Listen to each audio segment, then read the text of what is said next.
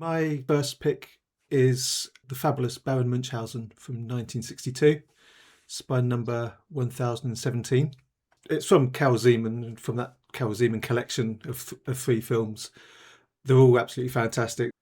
The Fabulous Baron Munchausen is one that's gone up in my estimation the more I've seen it. It's just a lovely, sprawling adventure story. It starts on the moon, then they come down to Earth and they have all these different adventures. There's sea battles, there's land battles, there's exploding castles, undersea monsters. What I found is you can dip into that film on any scene and just start watching it because there's no low points in it. It's all consistently great all the way through. There's just the creativity on show is just incredible. The live action drawings, the shading and overlays, and you've got these really stylized battle scenes or fight scenes. It's all dark and you just see a swish of a blade. Red tinted smoke comes swirling in, ends up filling the screen, and it just looks beautiful. And things like the horse chase racing across the landscape. They're on the horses in the distance, but they're in this wonderful magical landscape. So how did he even do that on film in 1962? It just blows my mind. Yeah, it's pretty incredible. Yeah, I just think it's lovely. Obviously, it's all very artificial, but becomes real in your mind because you're having to do some work to kind of imagine it all happening as well. Real in that space and time. Same with the Harryhausen films as well. Yeah. The packaging for the Criterion release is rather lovely. Yeah, it really looks beautiful. Just a magical thing. I mean, and it's clearly inspired Gilliam and Wes Anderson and these other people. And Terry Gilliam said he still can't work out how Zeman did some of those scenes. We do seem to be limited, certainly in the last 20 years or so, by the same films and the same kind of stories, but we really shouldn't be. So we're going to 1938, and it's Holiday. Cary Grant and Katharine Hepburn. The team would appear a year later. Obviously, everybody's aware of Philadelphia Story. Same director, same two stars. But I would actually say this is far more enjoyable. This is an example of a film that is completely predictable. Within the first 5 minutes, you know everything that's going to happen. But it doesn't matter because you've got star power. It's basically about the story of Cary Grant going to marry into this rich capitalist family, but then he meets the black sheep of the family, the other sister, Katharine Hepburn, who's not that way inclined. You know how it's going to go. Absolutely doesn't matter because it's an absolute joy. The 1930 version is also included on the Criterion disc. And obviously in 1930, it's just into the sound era, so they weren't really into moving the camera a lot. It was very stagey. It doesn't have stars. And then you go to the 1938 version with a better director and much zippier dialogue. Delivery's quicker. It's pretty much the same script, but it absolutely jumps off the screen. It's not pure screwball, but it's in that kind of territory. Great support by Lou Ayres and Edward Everett Horton, whose name you might not recognise, but you'll certainly recognise his face. I'm not really sure why it's not as well known as the other films of this type in its time, because it's an absolute gem. I could literally watch it every week. It's just wonderful. Don't go into it thinking you're going to have lots of plot twists and lots of surprises. But as I said, it doesn't matter because it's just executed perfectly. Yeah. But it kind of has a message and values that are still relevant. Yeah, really lovely film, that one. My next film is spine number 1198, and it's Mean Streets, which you mentioned on your channel recently, and I thought you were a little bit disparaging about it. So again, I thought I would put this one in as a challenge. I often gravitate to those early films of directors where they've got all that energy and they've got all those kind of ideas. And also guerrilla filmmaking on the streets, I think, is just really good. It really adds that reality to it that you wouldn't get in a later Scorsese film, which is going to be a much bigger production, and much more controlled. It's really about those guys, that relationship between them and revolving around Tony's club. And that's where most of the key scenes happen. It's Scorsese's first time working with De Niro. So, I mean, that's the start of their fantastic relationship. De Niro in it is just incredible. He plays Johnny Boy, and Johnny Boy is just like this ball of energy. He's very childlike. He's very self-destructive. And Harvey Keitel playing Charlie, who's then got all these conflicting demands on him. And he's got the Catholic guilt going on. He's got this relationship with Johnny Boy and with Johnny Boy's cousin. But he's also trying to move up through the organisation. Johnny Boy has two great entrances. His first entrance in the film is that he blows up a mailbox just for kicks. And then he has that fantastic entrance in the club where he walks through to the tune of Jumping Jack Flash. And that's just one of the classic moments in cinema. And that's Scorsese really early in his career making these really classic scenes. One of the things I really love about it is the reactions between the characters, or just the looks that they give all the time. They don't have to say it. I think a scene that you mentioned in Goodfellas is where Robert De Niro is looking at all the guys and he's thinking, yeah, these guys have got to go. You get that all the way through Mean Streets. They all just give these looks to each other and they all know exactly what they're thinking. You know, I like Goodfellas, but this one I just think it's got that kind of rawness to it that just really, really appeals to me. Again, I still like it. When you're growing up, Scorsese used to be my second favourite director. I think Taxi Driver is still a 5-star film for me. I would agree. It's controversial, but you can make the argument Mean Streets is actually better than Goodfellas now. I used to adore Goodfellas, 5 out of 5, but it's not that anymore, I don't think. It's still a 4, but you can make the argument that Mean Streets is actually better than Goodfellas, even though not a lot of people would agree. Like I say, Mean Streets I think is my favourite. I think it is his masterpiece, and Taxi Driver as well. But again, they're the early ones. Scorsese, fresh, exciting face, and De Niro as well. When he's young and he's really going for it. It has that energy. Whereas obviously something like Goodfellas is so choreographed and so polished. The entrance that De Niro has into the club, to Jumping Jack Flash, is like the Goodfellas walking into the club scene, but just done with less. One I can just put on and watch and instantly just get drawn into it. So Spine number 1214. This is Mikhail Kalatazov's I Am Cuba, which is just jaw-dropping. This is the 4K from 1964. Kalatazov's a fascinating character. Didn't make that many films. Did Letter Never Sent, which is absolutely amazing. Cranes Are Flying, which is absolutely amazing. A couple of early ones that I've done videos of, these documentaries. His power of image is just astounding. I Am Cuba is different vignettes to sum up Cuba. Again, it's just this idea of a country, different regions, different peoples, and it's just an amazing piece of work. Again, the shots in it, the other filmmakers aren't quite sure how he did. And the 4K is absolutely stunning as well. I originally had it on a not very good DVD copy, so I was ecstatic that they did a 4K. You could argue Letter Never Sent and Cranes Are Flying could have 4Ks as well, but they look so gorgeous and Blu-ray. Anyway, I don't know whether they've got 4K restorations or not, but they look astounding. Some of the shots across the rooftops are just phenomenal. So many images in that, isn't there, that kind of burned into your mind after you've watched that. But yeah, Kalatazov is a curious filmmaker, but I Am Cuba is absolutely astounding. Yeah, that's one that was clearly filmed to be really clean image, and it does really benefit from being in high resolution. Yeah, stunning. It's a great film. It is just absolutely gorgeous. Okay, so my next choice is Daisies from 1966, spine number 1157, which I've chosen because I know it's a film that I love and it's a film that you weren't impressed by when you watched it. So I've got a couple of challenging ones for you in this list. I mean, I went to see it first at the cinema maybe about 8 or 9 years ago, going in with no expectations other than hearing that it was a classic film. I came out of the cinema thinking, what on earth was that? I mean, it obviously ruffled a lot of feathers within the Czechoslovak political arena and got into a lot of trouble. I mean, I liked the film, but I certainly didn't love the film. Again, part of it is maybe I am an old Czechoslovakian communist, I don't know.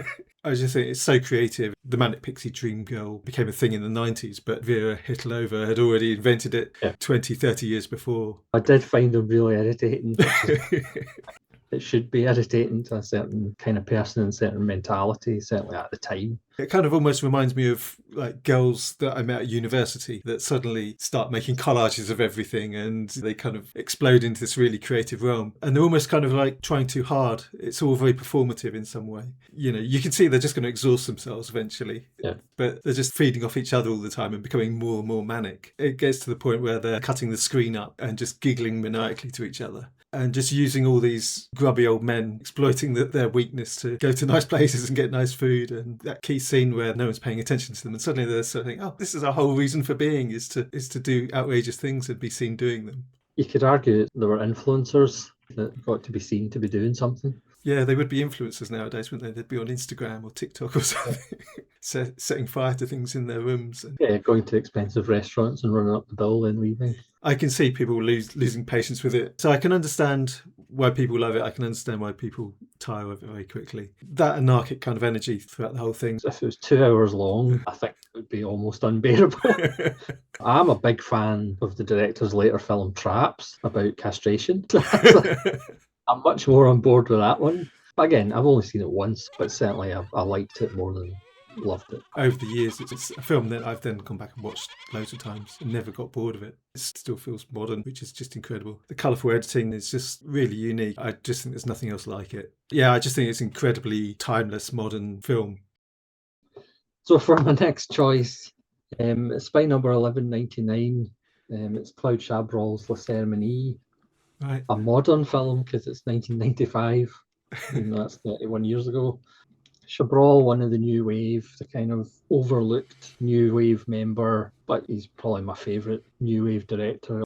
So once again, this is kind of about class. It is fairly explosive. Great performances by Isabelle Huppert and Sandra Bonnaire as two kind of women who come together while serving this upper middle class family. Sandra Bonnaire is the maid, and Huppert works at the local post office, but she's always had a kind of grudge of this kind of family who lives in this big fancy house. In typical Chabrol way, you don't think it's necessarily going anywhere, and then it just erupts. Just wonderful. Again, it's this tiny little thing that explodes literally as this kind of anger towards the middle classes by people who have been left behind and looked down on. Yeah, it's just a phenomenal Chabrol. Yeah, I went into it not knowing anything about it, and it's really shocking because you kind of think, oh, it's this kind of drama about, about class and wealth, and then it just really shocks you all of a sudden. Obviously, you can kind of see that Isabelle Huppert is this sort of malevolent character in it, but you don't realise where it's going to go. It's almost a pre-runner for Funny Games in some way. Yeah, that's what I thought, yeah. Because again, it does that thing of you might be on their side, you might be rooting for them, and then are you still on their side? Are you still rooting for them? I was so happy that Criterion finally released it. I mean, we're still waiting on that kind of golden late 60s, early 70s Chabrol to get released, but La Cérémonie is just executed perfectly. La Cérémonie, yes, okay. Yeah, it's a great film. It's really a masterpiece, I think. Well, I shouldn't say that because I'm really involved in it. Okay, we'll stay with France, and I'm choosing A Tale of Summer, spine number 1206 by Eric Romer. I haven't seen that one. No, which is why I put it on the list. Because again, you watched The Green Ray, I think, didn't you? It didn't work for you, and it didn't work for me either. It's my least favourite of the Romer films. I know lots of people really love that one. It gets really high scores. A Tale of Summer is my favourite of his Four Seasons films, and it's part of that box set that Criterion put out. And it's a similar thing to The Green Ray. It's a character going on holiday on the coast. But this one is about a young guy, and he's arranged to meet up with his girlfriend. But because this is the 90s, this is before cell phones and the internet, when you had to make plans and you just hope that you meet up in the right village in the right season, basically. And it's about him meeting up with another girl called Margot. They're instantly just really good friends, and you can see a sort of romance developing there.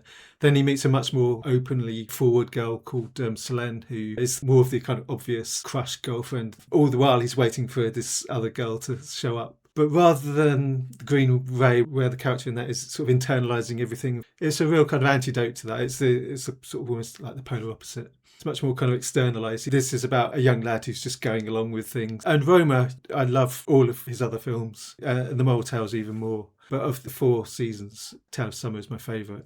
So yeah, I really enjoyed it. You got these three very different girls in it, and how he kind of reacts to each one. Just a really nice kind of summer holiday film. Don't be put off by seeing one Romer film and not liking it. I think there's others that you will definitely like, because there's just Romer is so good at creating interesting characters. So that's why I included that one, because I want you to keep watching Romer films, because I think you'll find something there that you really, really like.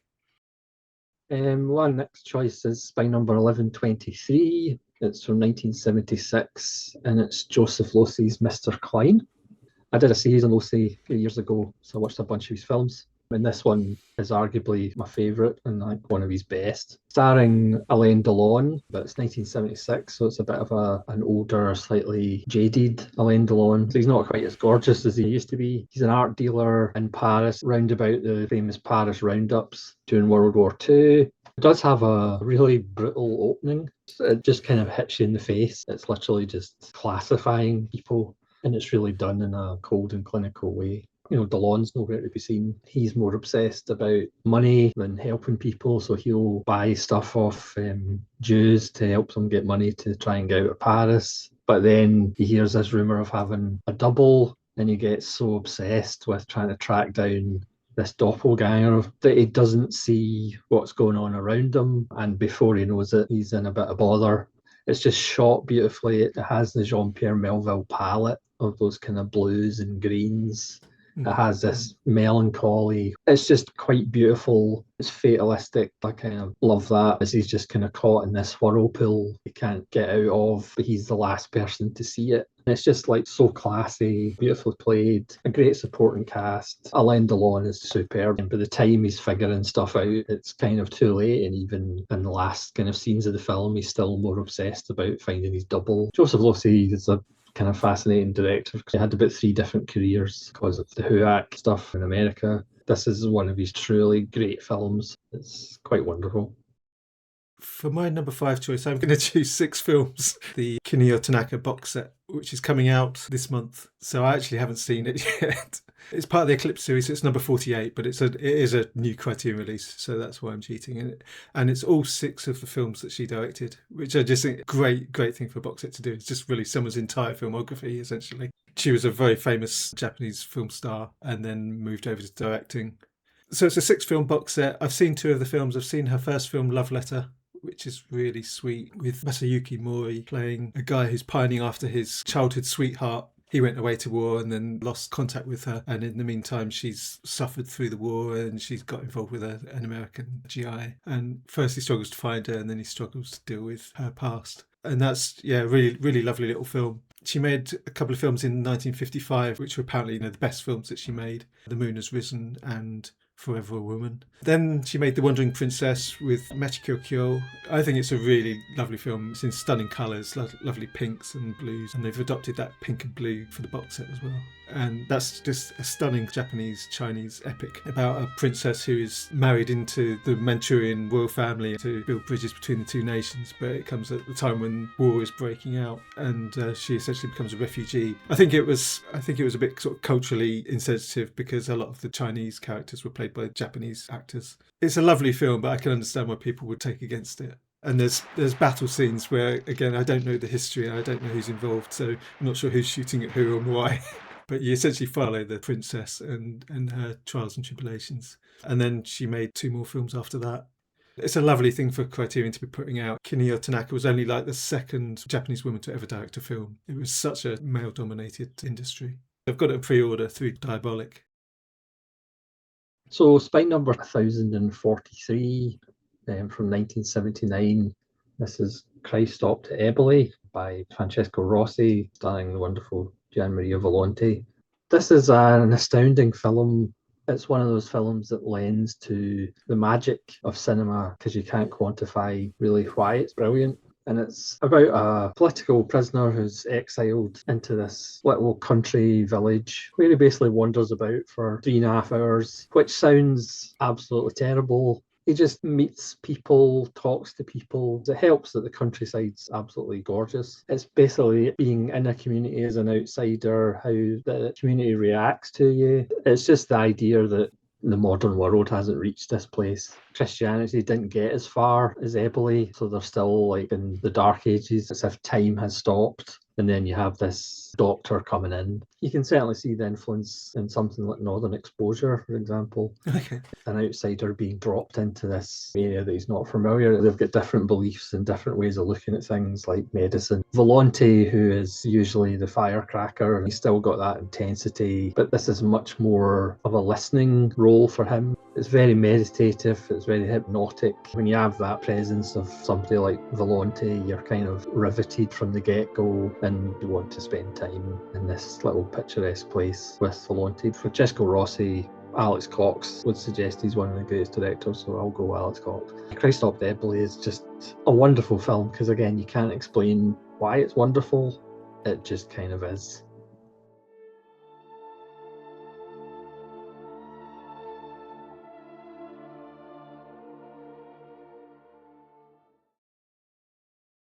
Oh, so I learned about 3 days ago that Joey Clams, who's the big guy in the pool hall, he's Philbin in Phantom of the Paradise. I never put the two together. Right. They're the same person. Yeah. Hey. Hey.